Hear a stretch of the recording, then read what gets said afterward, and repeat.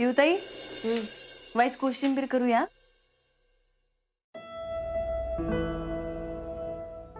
पिऊताई काय झालंय? कुठं काय? मग तू बोलत का नाहीस माझ्याशी? मी लई दिवसांपासून बघते तू नीट बोलत नाहीस. विशेष काही नाही. अगं पिऊताई बोल की काय झालंय? मनातलं बोल ना, सगळं भांड नाही तर माझ्याशी, पण अशी शांत शांत नको ना राहू. त्याच्याने काय होणार आहे? काय होणार आहे म्हणजे मनात जे काही ते बाहेर पडेल, मन मोकळं होईल ना तुझं. पिऊताई आपण एकमेकींच्या एवढं जवळ आहोत. आपण एकमेकींना काही गोष्टी सांगू शकतो, समजून घेऊ शकतो एकमेकींना. मला नाही वाटत तसं. म्हणजे मला नाही वाटत की आपण तेवढ्या जवळच्या मैत्रिणी आहोत. एक मिनिट, सुजय भाऊजींच्या प्रोजेक्टला मी नकार दिला म्हणून म्हणतेस का तू असं? हो, त्याच्यामुळेच. पिऊताई अगं ते नियमाच्या बाहेर होतं, मी काहीच नव्हते करू शकत. ते तुझे नियम ना तुझ्या सोयीनुसार वापरतेस तू. काय पिऊताई तू काय आरोप करतेस माझ्यावर? जाऊ द्या. तुला माहित होतं सुजयची परिस्थिती काय आहे. तू आत्ताच त्या सगळ्यातून बाहेर येतोय आणि स्वतःचं काहीतरी करायचं बघतोय, पण तू त्याला आडवी आलीस. एक मिनिट पिऊताई, मी आडवी नाही आले. मलाही भारीच वाटत होतं की भाऊजी नव्याने काहीतरी करतायत. अगं पण ते सगळं नियमाच्या बाहेर होतं. आता एकासाठी एक नियम, दुसऱ्यासाठी दुसरा, असं नाही ना करू शकत मी. एवढं काय झालं असतं मला सांग बरं. अगं बाकी नाही, निदान माझा तरी विचार करायचा होतास. बदललीस का पिऊताई तू? माझी पिऊताई अशी नाहीये. आत्ता जरी ती माझी पिऊताई असती ना तर तिनं माझं कौतुक केलं असतं. अबे मला ना तुझी तत्व आधी पटायची, पण आता ना मला खरंच तुझ्या तत्वांचा ना राग येतोय ना. बाकी सगळे एकीकडे आणि आपली मैत्री एकीकडे, असं तूच म्हणायचीस ना ग. हो, पण तू मैत्रिणीसारखं वागत नाहीस. मला सांग, मैत्रीण म्हणून माझ्यासाठी करशील तू हे सगळं? नाही करणार पिऊताई. मी माझी तत्व सोडून कोणासाठी काहीच नाही करू शकत. मग बापू असतील, अर्जुन असेल किंवा सुजय भाऊजी असतील, मी नाही जोडू शकत. मग माझा विषय तर लांब लांबपर्यंत नाहीये. मी तुझ्याशी कसं बोलू मला कळणच आता. मला पण कळत नाहीये, म्हणूनच मी शांत होते. पिऊताई पिऊताई अगं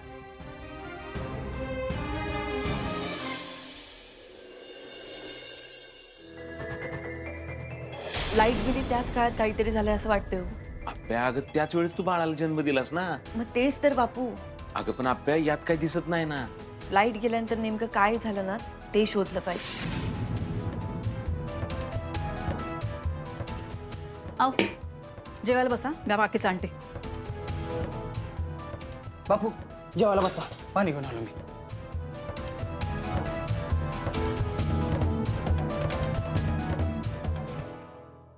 अहो जेवायला बसा म्हणलं होतं ना मी. अहो बापू काय म्हणते मम्मी, जेवायला बसा की. काय झालंय, कुठे हरवलाय तुम्ही? बापू तुम्ही दीदीचं टेन्शन घेतलंय का? दिप्या अजून कसलं असणार आहे? मम्मी बापू मग तुम्ही अजिबात लोड घेऊ नका. दिप्या काय पण काय बोलतो रे तू? एवढं सोपं वाटतं तुला हे सगळं? अगं मम्मी मी कुठं म्हणतोय सोप्पा आहे, पण तुला तर माहितीच आहे की दीदीसाठी अख्खं गाव जमलं होतं आणि सगळ्यांना काळजी आहे दीदीची. सगळ्यांना. तिच्या घरच्यांचं काय? तिची घरचीच तिला येडी येडी म्हणतात. अगं मम्मी तू घरच्यांचा कशाला विचार करते? तिच्या घरची काय लय शहाणे आहेत वय. कोण कसं आहे माहित आहे ना तुला? पण दिप्या मला तर खरं असं वाटतं ना, आप्पीचं बाळ जिवंत असावं आणि तिची सगळी लोक तिला येडी येडी म्हणतात ना, सगळी त्यांच्या तोंडावर पडावी. मम्मी तू नको लय काळजी करू. मी बोललोय दवाखान्यात, मी शोध घेईन बाळाचा माझ्या ओळखीनं. एक मिनिट, शोध घेईन म्हणजे? त्या दिवशी तिकडं नक्की काय घडलं ना ते बघू. दिप्या, त्याची काय बी गरज नाही बघ. का हो? अरे मी नाप्पी गेलो होतो तिकडं, काय बी सापडलं नाही. अहो मग हे कधी सांगणार तुम्ही आम्हाला? बघितलं का मम्मी, म्हणून बापूंचं कशात लक्ष लागना. होय, मी नाप्पी गेलो होतो, अर्जुन बी गेला होता तिकडं. मग आप्पीनं CCTVत सगळं बघितलं. त्या रात्री काय बी दुसरं घडलं नाही तिथं. तिला भासच होत ते, बाकी दुसरं काय नाही बघ. नाही पण म्हणजे आप्पीनं बी हे मान्य केलं बघ. आज शेतात आले होते ना दोघं, बराच वेळ बाळाच्या आठवणीत बसून होते बघ तिथंच. काय सांगताय? होय, आणि आप्पीनं मान्य केलं ती एक बरंच झालं बघ. आता तिच्या पुढे हे विषय नको. बापू तुम्हाला आठवतंय का? त्यावेळी दवाखान्यातली लाईट गेली होती. म्हणजे माझा असा अंदाज आहे की त्यावेळी नक्की काहीतरी झालं असणार आहे.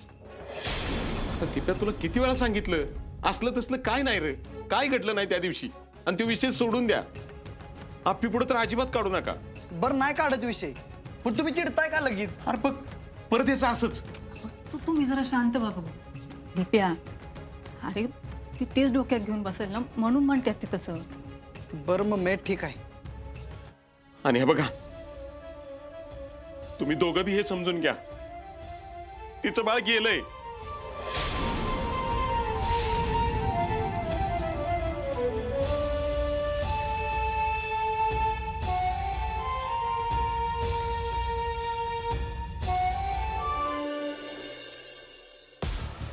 अर्जुन, मला तुझ्याशी एका अतिशय महत्वाच्या विषयावर बोलायचंय. काय झालं सरकार? हे बघ, मला कळतंय आता तू तुझ्या दुःखातून चाललायस, पण तरी सुद्धा मला हे तुझ्याशी बोलावंच लागेल. काय सिरियस आहे का सरकार? म्हटलं तर सिरियसच आहे, आणि त्याबाबत आपल्याला लवकरात लवकर काही निर्णय घ्यावा लागेल. बोला की, काय विषय? मला रुपालीविषयी बोलायचंय. तिची परिस्थिती फारच बिकट होत चालली आहे. का हो सरकार, तुम्हाला असं अचानक का वाटलं? अरे अर्जुन, आज रुपालीनं कमालच केली. घ्या सरकार. हा,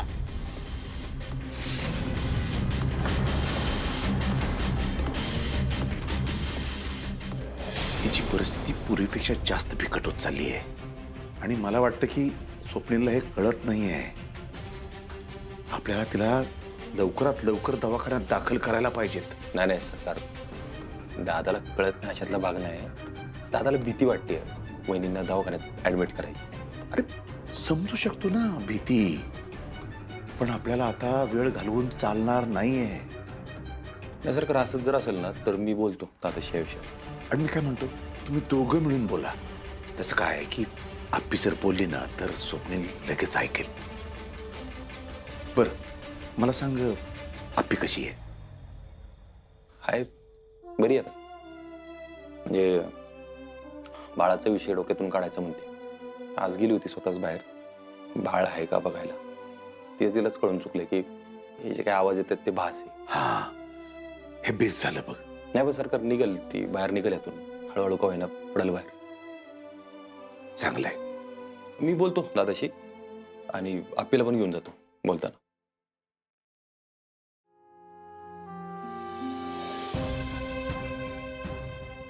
अर्जुन साहेब, काय तोंडे? अर्जुन सर, अरे नमस्कार अर्जुन सर. नमस्ते. काय तोंडे, काय म्हणते? या की बसा की. नाही नाही नाही, ठीक आहे सर. ऐका ना, मला तुमच्याशी आणि अपर्णा मॅडमशी जरा महत्त्वाचं बोलायचं होतं. काय झालं? साहेब, मला असं वाटतंय की अपर्णा मॅडम जे बोलत होत्या ना ते बरोबर आहे. काय? म्हणजे मलाही असं वाटतं की कदाचित तुमचं बाळ जिवंत असू शकतं. काय काय बोलता तुम्ही? काय तोंडे? हो, मला आज एक ईमेल आला होता ऑफिसमध्ये.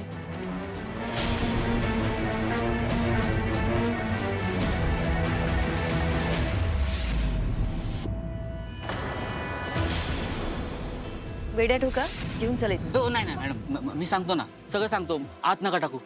कसं आहे, घरात 2 बारकी पोरं आहेत. काय तोंडे, खरंच सांगते, बाळाचा आवाज मला येतोय, तुम्हाला येतोय ना? हो हो, मलाही येतोय. पण त्या ताई मगाशी म्हणाल्या ना की त्यांचं पण तानं बाळ आहे. आता हा निव्वळ योगायोग असूच नाही शकत ना. आणखीन एक विचार करा ना, अपर्णा मॅडम ना बरोबर त्यांच्याच घराच्या बाहेर बाळ रडण्याचा आवाज कसा ऐकू येऊ शकतो? नाही नाही नाही, काय तोंडे, मला काहीतरी कन्फ्युजन होतंय. हे बघा, मी आजच आपल्याला घेऊन गेलो होतो सरकारी दवाखान्यात. आम्हाला तिकडे काहीच नाही सापडलं. आणि तुम्ही जे म्हणताय ना ते खरं जरी असेल ना तरी ते बाळ आमचं नसेल. तुम्ही आप्पीच्या काळजीपोटी इथपर्यंत आला, मान्य आहे मला, ओके. आणि एवढ्या दिवसानंतर तिने पहिल्यांदा मान्य केलं हो तिला जे होते ते भासेत म्हणून. आणि माझी रिक्वेस्ट आहे तुम्हाला, पण त्यातलं आपल्याला काही बोलू नका तुम्ही. इथं त्यांच्या काना अजिबात नाही काय तोंडे, मला याबद्दल रिस्कच घ्यायची नाही. आणि तुम्ही पण विषय सोडा.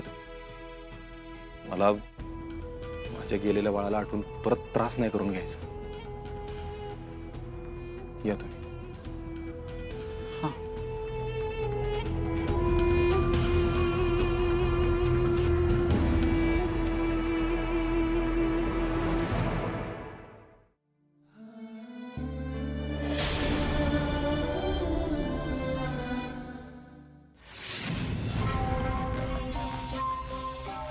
आता गो बया, हा काय तोंडे कसं काय पोचला इथं? हे जर आपल्याला कळलं तर सगळा डाव पलटी होईल. नाही नाही नाही नाही, हे पण त्याला सांगितलं पाहिजे पहिलं.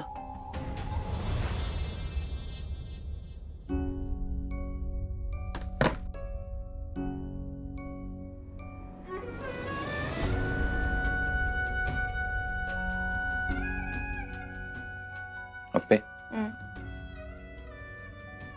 आठवण येते का तुला? आठवण यायला विसरली कुठं. मग विसरायला नको का? अर्जुन, आपल्या आयुष्यातली एवढी मोठी घटना घडली, कशी काय विसरायची रे? बरं विसरायचं जाऊ दे, सगळं सोडून पुढे नको का जायला?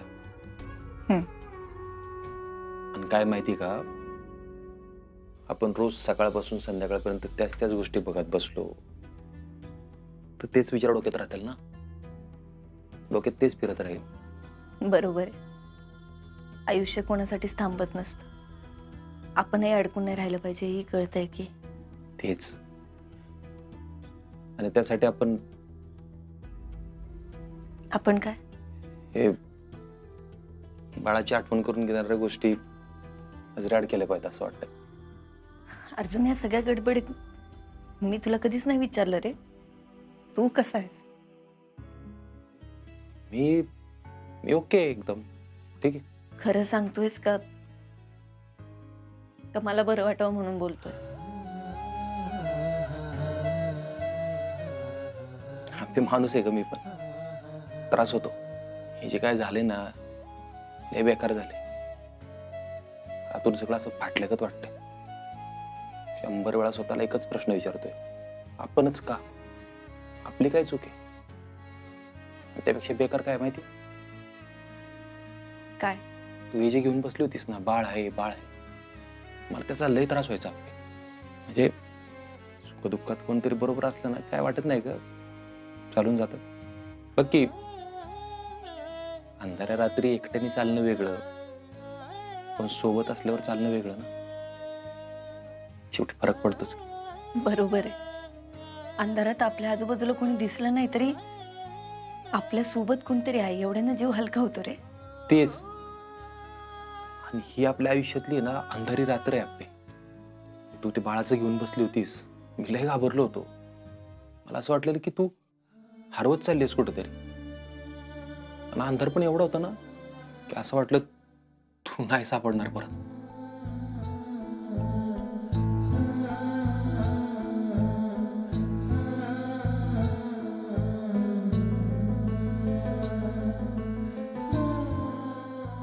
मी आहे की इथंच. आपण एकत्र मार्ग काढूया.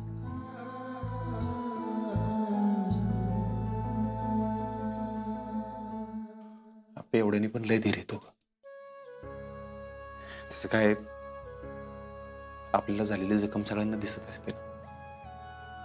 दुखतंय किती हे फक्त आपल्यालाच माहित असतं. आणि त्यात दोघांना एकसारखी जखम झाली. म्हणून म्हणते, तू माझी काळजी घे, मी तुझी काळजी घेते.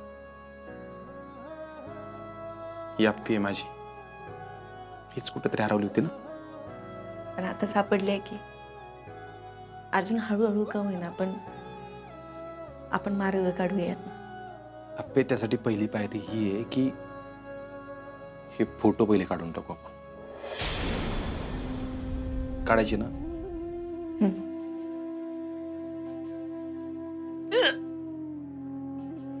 काय ग?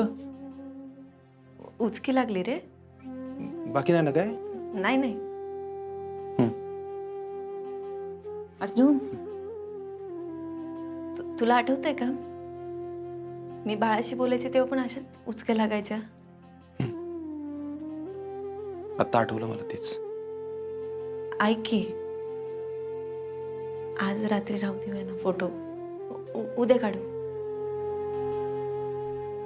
ठीक आहे, पण उद्या नक्की काढू. हां, उद्या काढू. त्याचं काय आपे, एकदा अंधाराची सवय झाली ना की उजेड नको नको वाटायला लागतो. तसं नको आहे. नाही होणार अर्जुन, नाही होणार असं. आपण नाही अडकणार या सगळ्यात. झोप तू, मी आलो पाणी ग.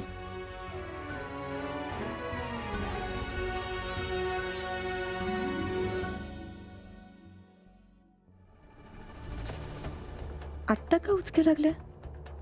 बरोबर फोटो काढतानाच. बाळ आहे का खरंच? नाही नाही नाही, हे ना माझ्या मनाचेच खेळ आहेत सगळे. असं काहीच नाही. बाळ गेल्याचं आप्पीने खरंच स्वीकारलंय का फक्त माझ्या समाधानासाठी म्हणली ती असं? बोल. ए बंट्या, झोपलायस का? नाही, कोंबड्या धरतोय. काय? आई आता एवढ्या रात्रीचं काय करणार आहे? झोपायला लागलोय. बोल, कशाला फोन केलाय? अरे तू जे काही बोलला होता ना ते एकदम बराबर आहे बघ. काय बरोबर? तो गाय तोंडी आला होता मगाशी. तो आरजाला म्हणत होता की आप्पीचं बाळ त्या दीपाकड आहे म्हणून. काय सांगतेस? अजून काय म्हणला? नाही, बरंच काय काय म्हणत होता. जुळी बाळ हे ह्यावे त्यावे काय काय लई बोलत होता. अरे तो आई, ह्यो अण्णा आणि त्याची बायको एक नंबरचे येडे आहेत. या दोघांनी मिळून आहे ना सगळा घोळ घालून ठेवला. तो अर्जा काय म्हणला अजून? नाही, त्यांनी त्या गाय तोंड्याला गप्पच बसवलं. तो म्हणला की हिता आईशे काढू नको आणि आप्पीच्या मोर तर अजाबातच नको म्हणून. मग ठीक, मग काय लोड घेऊ नको. अरे काय लोड नाही बंट्या, मला लई भ्या वाटतंय बघ. आई नको घाबरू तू, काय नाही बघ. असं कसं काय होत नाही? अरे त्या दोघांवर विश्वास नको ठेवायला, त्या अण्णावर आणि त्या दीपावर. पण ते जर घावले ना तर ते पहिलं नाव आपलं सांगतात. मग झालं, आपली काही सुटका नाही बघ. अरे तो अर्जा तर जीव घेईन आपला. नाही कळणार म्हणलं ना. त्या अर्जाने विषय सोडलाय, तू पण विषय सोड. तू एक काम कर, त्या बाळाला आपल्याकडे घे आणि त्या दोघांना दे हाकलून. तवाच माझ्या मानगुटीवरची तलवार बाजूला होईल बाबा. बरं ठीक आहे, मला थोडा वेळ दे. उद्या सांगतो मी तुला काय करायचं ते. तू घरात लक्ष दे. ठीक आहे, बघते मी घरातलं बघते, सगळं बघते. पण तू पहिलं त्या दोघांना हाकलून दे येत ना. हां ठीक आहे, बघ. काय संकल्पराव, कुठे ठेवायचं आप्पीन अर्जाचं बाळ?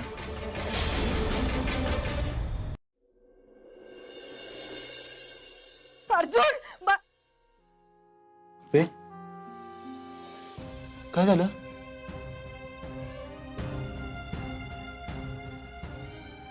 अफे,